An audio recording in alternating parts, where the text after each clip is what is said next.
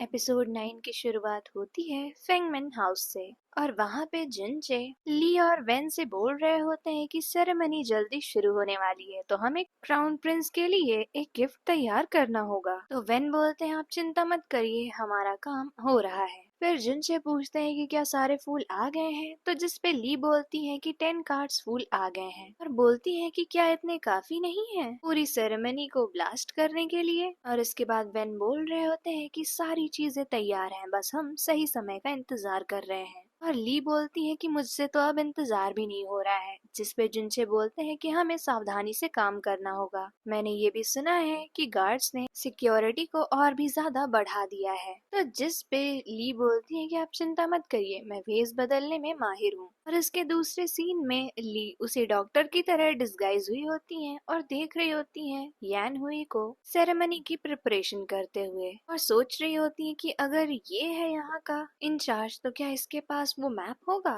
और फिर उसके बाद ली यान हुई से टकराती है तो वो बोलते हैं कि अरे आप। फिर यान हुई जा रहे होते हैं, तब तक ली उन्हें रोक के बोलती है कि आपके जख्मों से खून आ रहे हैं, और फिर उनके जख्म खोलकर उस पे दवा लगाने लगती हैं। और फिर मनी मन सोच रही होती हैं कि मैंने हर जगह ढूंढ लिया, लगता है आज इसके पास वो डिफेंस मैप नहीं है। और उन्हें बोलती हैं कि इस जख्म को थोड़े दिनों तक सूखा ही रखिएगा, और ये बोलकर वहाँ से जाने लगती हैं। तो जिस पे यान हुई बोलते हैं कि आपने मेरी फैमिली और मुझे 2 बार बचाया है, क्या मैं आपका नाम जान सकता हूँ। तो जिस पे वो बोलती हैं आप मुझे ली बुलाइए। तो वो बोलते हैं थैंक यू मिस्टर ली। उधर दूसरी तरफ यिंग यिंग और जिनचे एक साथ लालटेन्स देख रहे होते हैं, और यिंग यिंग बोलती है जल्दी से हमें भी एक जलानी चाहिए, और वो लोग जलाते हैं और उसे उड़ाते हैं। तो यिंग यिंग बोलती है जल्दी से विश मांगो, और वो विश मांगने लगती है कि इस जन्म में मैं अच्छी लाइफ जीऊं और जुनचे पिछले जन्म जैसा ना बना रहे। पर जुनचे कोई विश नहीं मांग रहे होते हैं।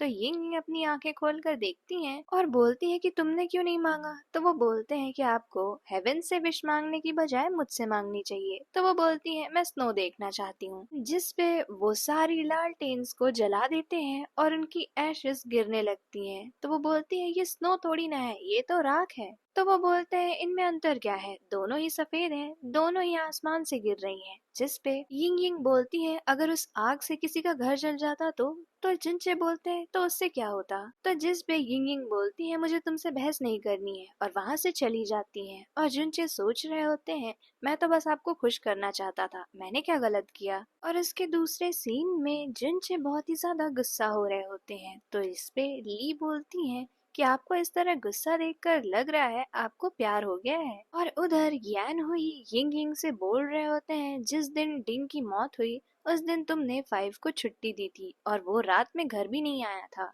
और यहाँ तक कि उसका जो अपीयरेंस है वो मैच करता है जो उन लोगों ने बताया था। जिस पे यिंग यिंग बोलती है नहीं वो ऐसा नहीं कर सकता है, और वैसे भी वो उस दिन जल्दी वापस आ गया था। और उधर ली उन्हें बोल रही होती है कि आखिर कौन है जिसने आपका दिल जीत लिया है। तो जिनसे बोल रहे होते हैं कि प्यार होता क्या है। तो उस पे ली बताती है प्यार वो होता है जब वो आपके पास हो तो आपका दिल बहुत ही ज्यादा जोरों से धड़के, लेकिन आप शांत रहने का दिखावा करें। और उधर यान हुई भी अपनी बहन से पूछ रहे होते हैं क्या तुम उसे पसंद करने लगी हो।